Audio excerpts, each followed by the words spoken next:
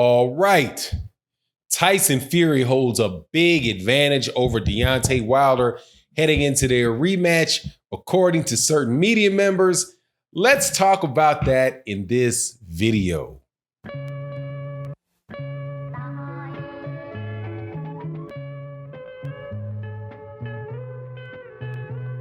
All right, welcome back to the channel, subscribers. If you are not subscribed, please subscribe and hit the bell icon so you can be notified of when we release more videos. Thank you to everybody in the Patreon and everybody that supports in the super chats and the live streams. Let's get into this. So, started scrolling through my feed. I'm trying to clown somebody. Anyway, so I was just going through my articles today, man, checking out on what's going on in the world of boxing, ran across something I thought was kind of funny and ironic because there was an article in the World Boxing News. Shout out to the World Boxing News. They do good work. I don't happen to agree with this piece, or I think that it is just, I'm not buying it. That says that Tyson Fury has a major advantage over Deontay Wilder if the fight is held on the date that they say it's going to be, which is it's rumored to be or planned to be, I'm not sure which one, on February 22nd of 2020. Now, the reason that they say that they would have an advantage because of the date is because of the time frame in which Deontay Wilder would have to prepare for the fight versus how much time Tyson Fury has to prepare for the fight. If Deontay Wilder fights Luis Ortiz in November, the date in November is roughly 15 weeks away, or a little more than, less than 4 months away from the fight with Tyson Fury. So the theory is that Deontay Wilder would, have to get a little rest, and then he'd have to get right back in training camp.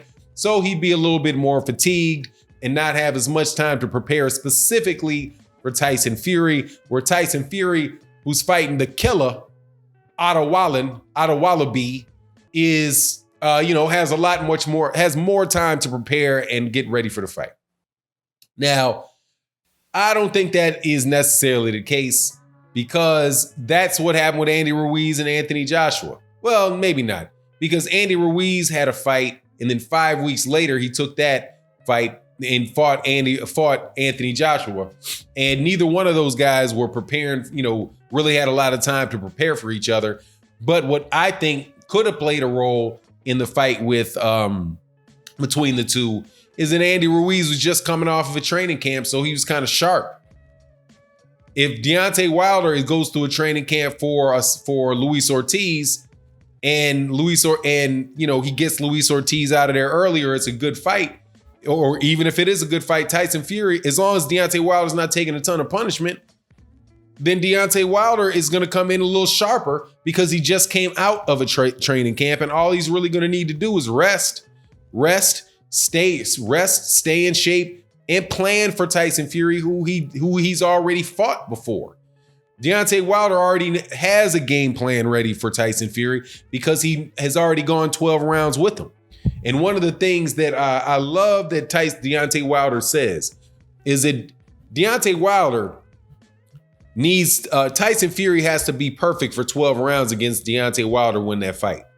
Deontay Wilder only needs to be perfect for a second to spin Tyson Fury's head in a circle and drop him. And I think the advantage goes to Deontay Wilder in the preparation for that fight because Deontay Wilder's gonna bring his power. He already knows he has the ability to hurt Tyson Fury. And Deontay Wilder said his plan is that he's going to be more patient. He's going to be more patient and wait for it to come against Tyson Fury. I suspect that they're also going to talk to the judges and pee on highlight about the fact that sticking your hands behind your back and sticking your tongue out doesn't give you a box, doesn't mean that you won a round. You don't score this. You don't score sticking your tongue out and waving your hands in the air.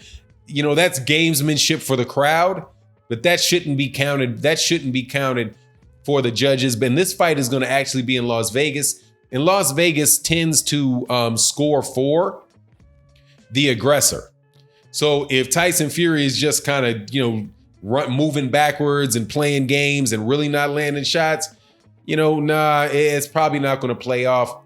And actually, I could see this fight going a little bit like Huey Fury versus Alexander Povetkin, but with a clear knockout But that's just the question. So that's the question of, the preparing for the fight and whether that's going to be a major advantage for Tyson Fury.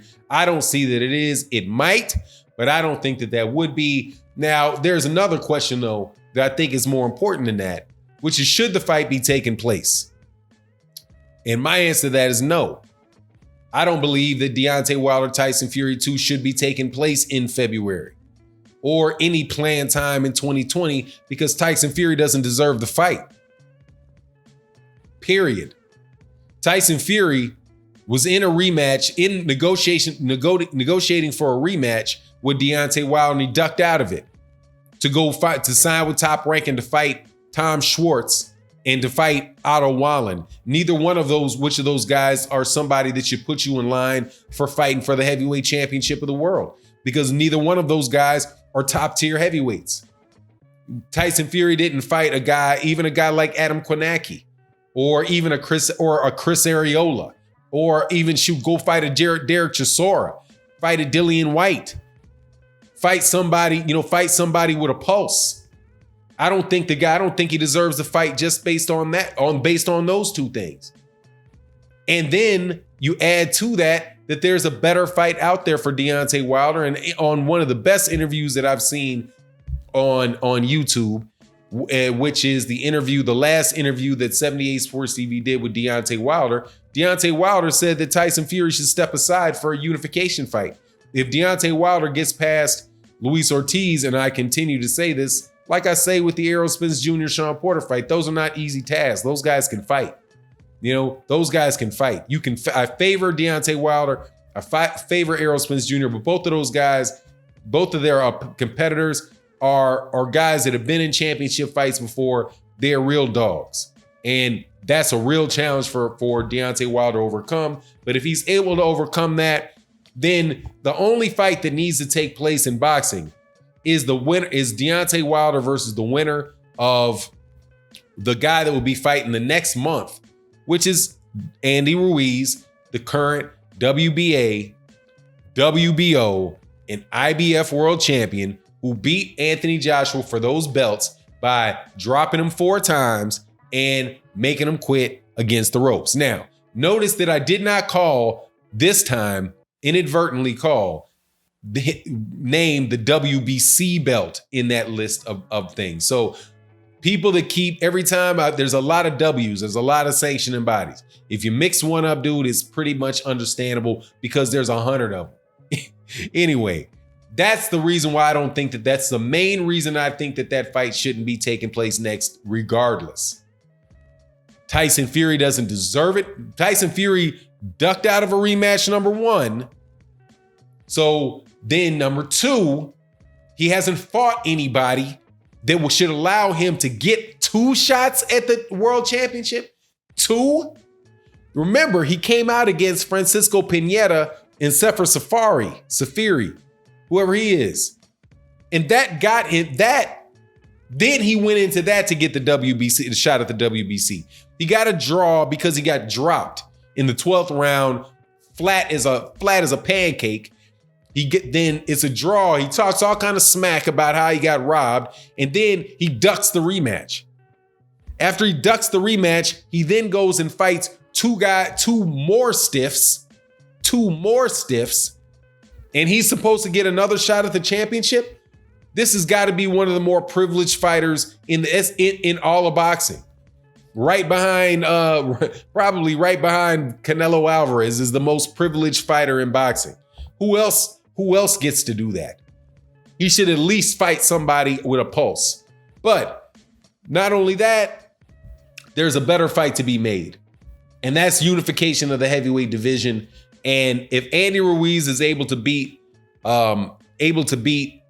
Anthony Joshua again, I certainly hope that